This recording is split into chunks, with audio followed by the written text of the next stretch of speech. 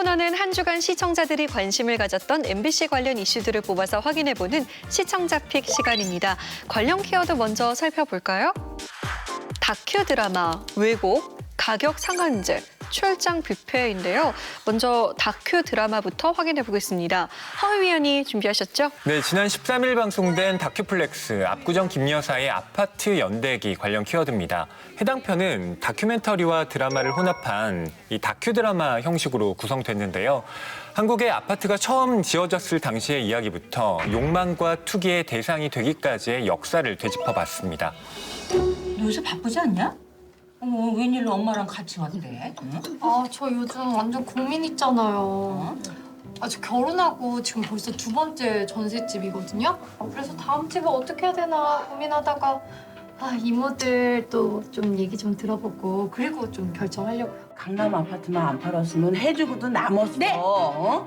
너 내가 그때 그렇게 전세 주고 팔지 말라니까 내 말은 귀뚝으로 듣고 너 그렇게 말도 안 듣고. 넌 그렇게 내 속을 긁어야지만 속이 시원하니? 미역이 압구정 현대아파트에 살거든요. 그 아파트 제가 살던 데예요. 2억 3천에 팔고 3억 천에 일산집을 샀어요.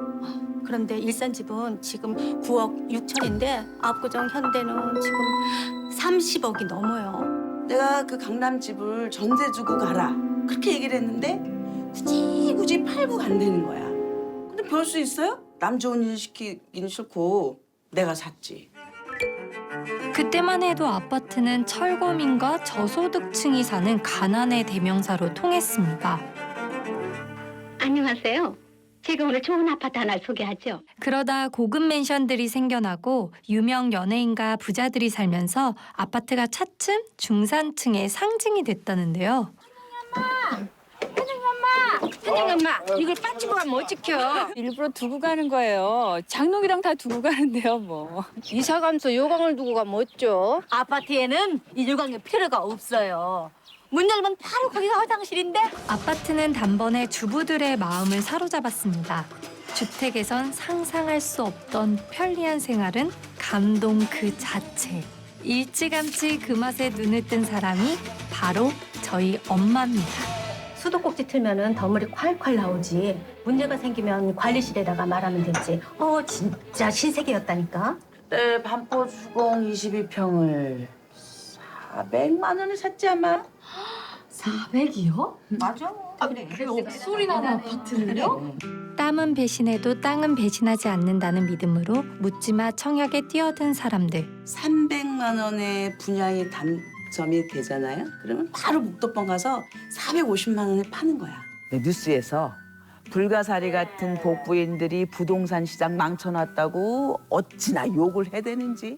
부동산 투기꾼 명단이 오늘 처음으로 공개됐습니다. 이번에 공개된 사람들의 직업을 보면 복부인을 포함한 무직이 54명. 그때 정부가 아파트 투기 잡으려고 엄청 열 올렸을 때거든. 근데 강남 잡으면은 달동네로 가면 되고 서울 잡으면은 경기도로 가면 되고 그 시절 돈 벌 때는 천지였거든. 아파트 값에 울고 웃고 내 선택이 자식들에게도 대물림 될까 걱정하며 30년 세월이 흘렀습니다. 네, 독특한 형식의 다큐멘터리를 선보였는데요. 시청자들 반응 어땠습니까? 네, 댓글 준비했습니다.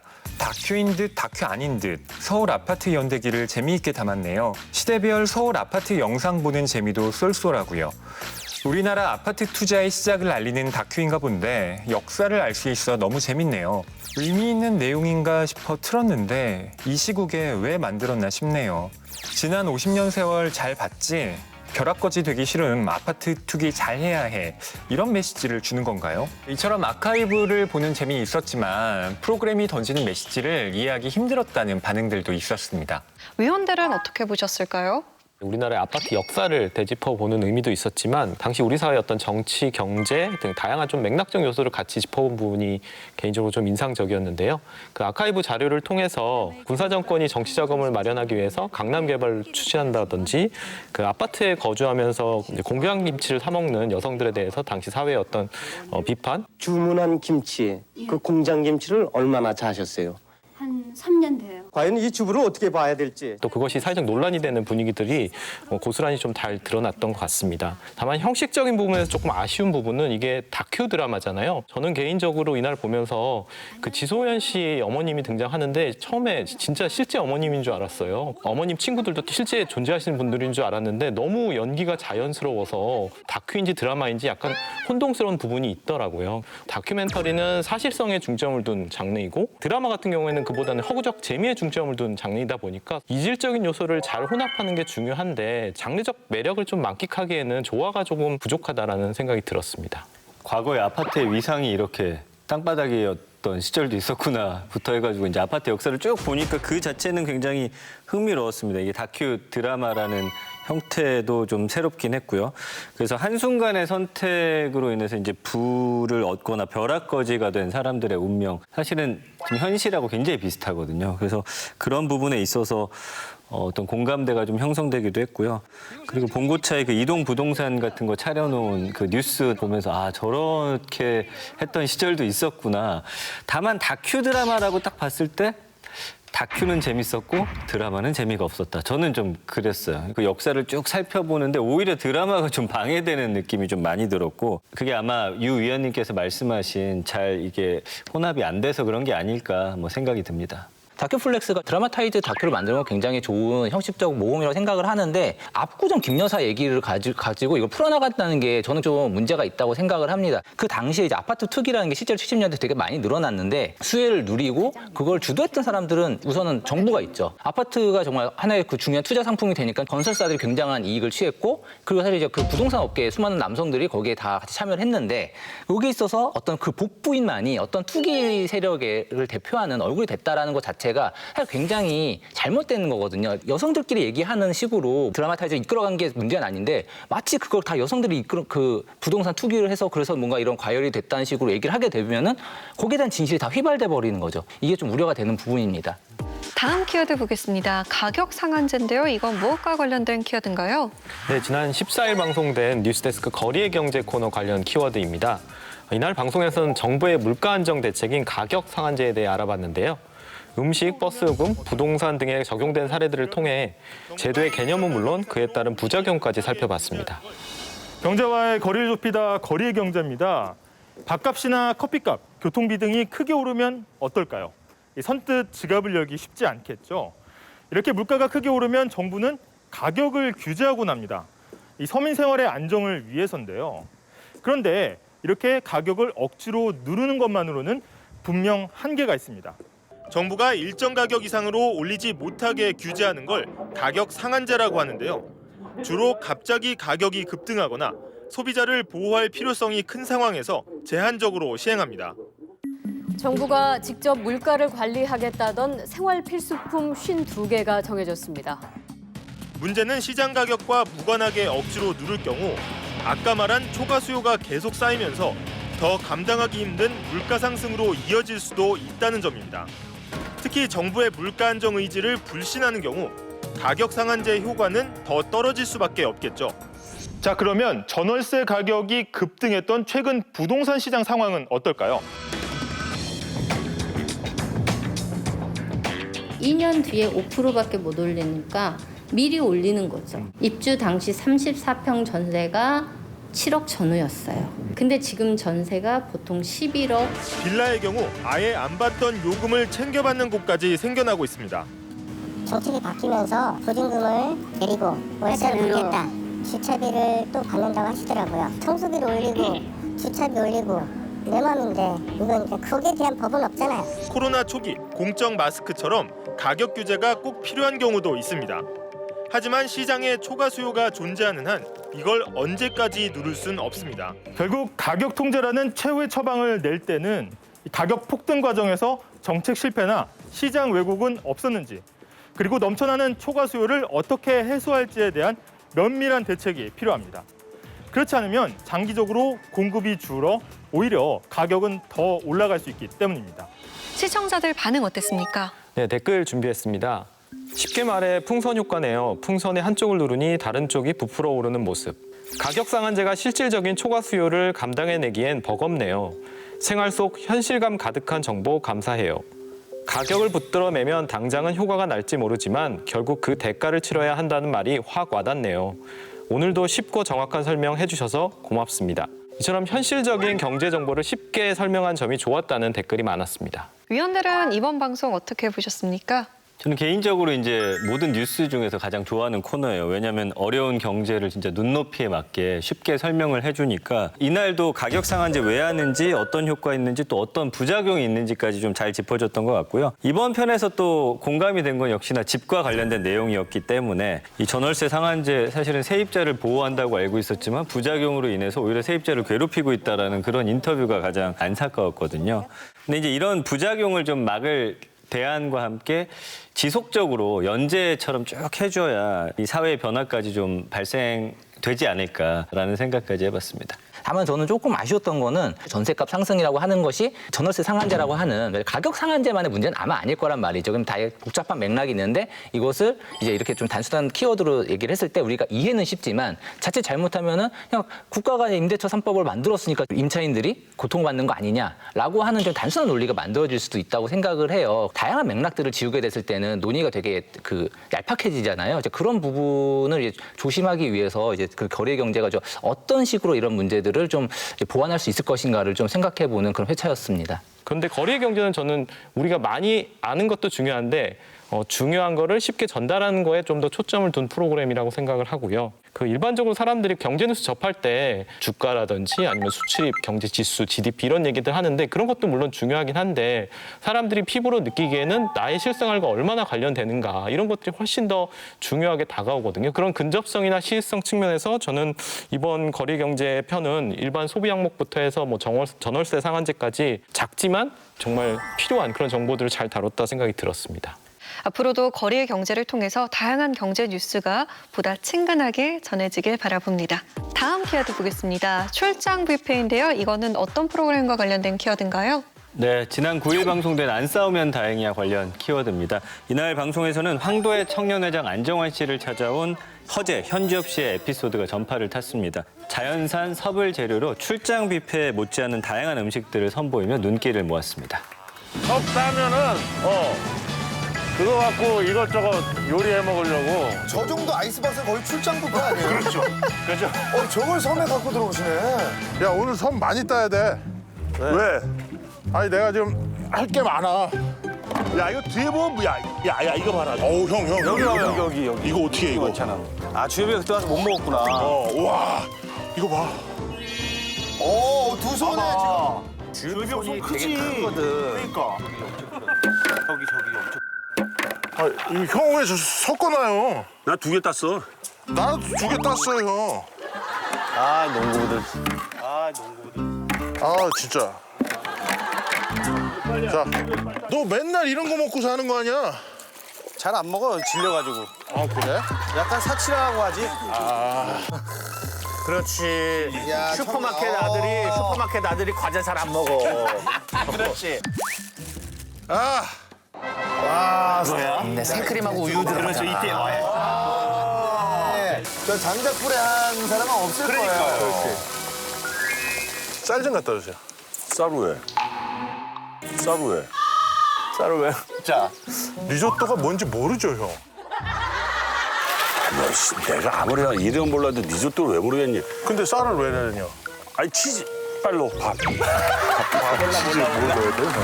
Stammi più vicino, se ci sto bene, sarà perché ti amo, io canto al 제대로 싸웠다, 종종까지. 그러니까. 먼저 먹을게. 배고파 죽겠다. 맛있어. 한번 먹어보자. 우리는 김치랑 먹어.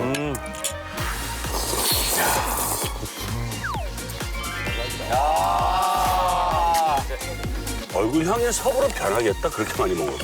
너 앞으로 섭주엽 해라. 이게 행복이지 뭐. 다른 게 행복이 뭐 있겠습니까?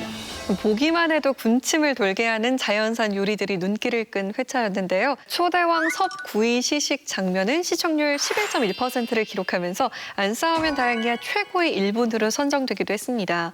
위원들은 어떻게 보셨습니까?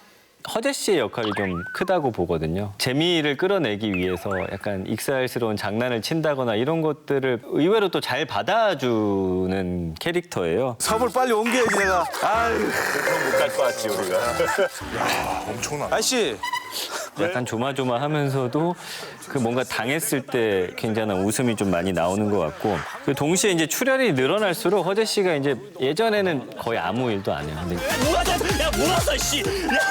아들들 나오면서 조금씩 뭔가 하기 시작하면서 이제는 안정환 씨랑 현접 씨가 시키면은 하기 싫어하지만 또 하는 모습들을 보여지는데 그게 약간 우리 아버지들 같았어요. 특히나 이제 손질하고 나가지고 성게할까라고 이제 안정환 씨가 이야기하는데 내가 하면서 이제 또 동공지진 일어나고 뭐 이런 부분들이 다 재미 요소가 아니었나라는 생각을 해봅니다. 좀 재치 넘치는 CG가 많이 사용된 것 같아요. 허재 씨가 뭐 성게알 맛 보고 굉장히 놀라는데 갑작스럽게 허재 씨 머리에 성게 가시가 막 돋는다든지 아니면 또 허재 씨가 비빔국수 먹는데 찬성한다 그러니까 비빔면 머리가 막 된다든지 이런 게 직관적이다. 재미를 유도할 수 있는 그런 장치라는 생각이 들고요. 다만 이제 식자재 채취하고 요리 준비하는 과정이 좀 지나치게 길었다. 그래서 보면서 도대체 언제 먹는 거야? 막 이런 느낌이 들 정도로 기다렸는데 기다려서 겨우 맞이한 먹방이 하나 하세요. 앉으세요. 나 배불러. 뭐 하는 거예요? 성의 없이. 진짜 배불러서 못 먹겠다. 맞아. 조금 좀 허무하더라고요. 먹방의 재미는 좀 덜한 편이 아니었나라는 생각이 듭니다.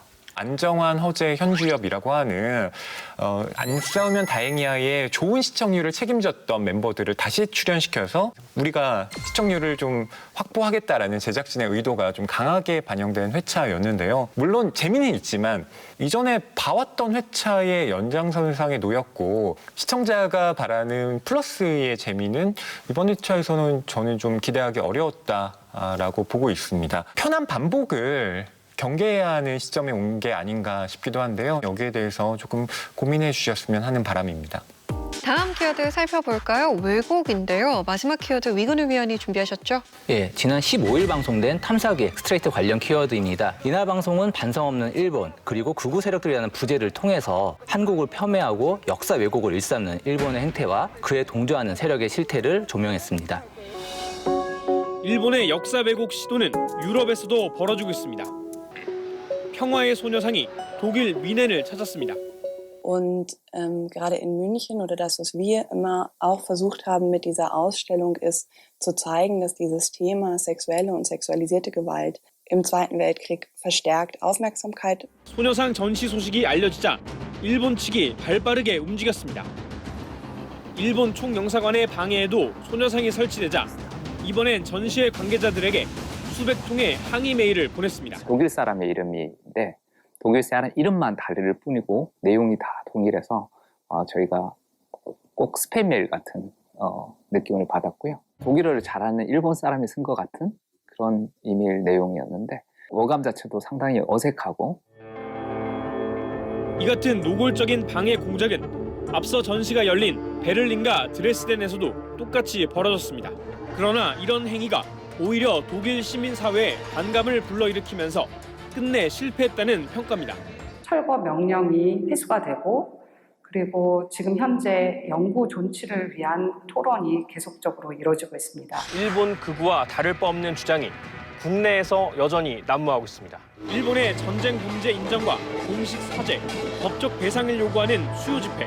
최근 코로나19 확산으로 집회 규모는 줄었는데 주변은 오히려 더 소란스러워졌습니다. 위안부는 거짓이다. 또 소녀상을 철거하라고 주장하는 맞불 집회 때문입니다. 법률적으로 들어가 보면은 이게 노동의 대가를 지금 요즘도 선불금 줘요. 선불금이에요 이게. 그래서 그 당시에 법률 상담에도 보면 이거는 위법은 아니다 딱 나와요. 무력했던 식민지 조선의 현실은 외면한 채 그저 일본 제국주의의 법률에 따른 합법적인 노동이었다는 황당한 논리입니다. 구조적으로는 일본 정부와 일본 군이 그걸 기획했고 제도를 만들었고 운영한 거예요. 누가 책임 있는 거죠? 일본군이 책임져야죠, 당연히. 앞서 일본 정부는 지난 4월 교과서에 종군 위안부 대신 위안부라는 표현만 쓰게 할 것을 시사했습니다. 군과 관계가 없다는 뜻입니다. 한국을 대놓고 무시해온 일본의 태도는 과연 바뀔 수 있을지 한일 관계가 갈림길에 서 있습니다. 광복절을 맞이해서 역사 앞에 변화가 없는 일본의 태도에 대해 짚어봤는데요. 시청자들 반응 어땠습니까? 예, 댓글 준비했습니다. 광복절에 딱 적합한 내용, 스트레이트 감사합니다. 역사를 모르는 나라는 미래가 없습니다. 잘 보고 느꼈습니다. 역사 왜곡은 이제 그만 멈췄으면 미래 세대를 위해 더욱더 진실을 묵인해서는 안 되는 거 아닌가요? 대대손손 자료를 남겨놔야 합니다. 이처럼 미래를 위해서라도 역사를 왜곡하는 행위를 바로잡아야 한다는 반응이 대다수였습니다. 네, 많은 분들이 보면서 함께 분노했던 것 같습니다. 위원들은 이번 방송 어떻게 보셨나요? 뭐 현재 우리 국민이라면 누가 봐도 일본의 어떤 역사 왜곡과 결례는 도를 넘은 상황은 맞아요. 소마공사의 망언은 정말 화나는 일이죠. 특히 문 대통령이 혼자서만 신경전을 벌이고 있다고 성적인 행위에 빗대 비하 발언을 한 겁니다. 군함도 태평양 전쟁 당시 조선인 800여 명이 강제로 끌려가 가혹한 노동에 시달린 곳입니다.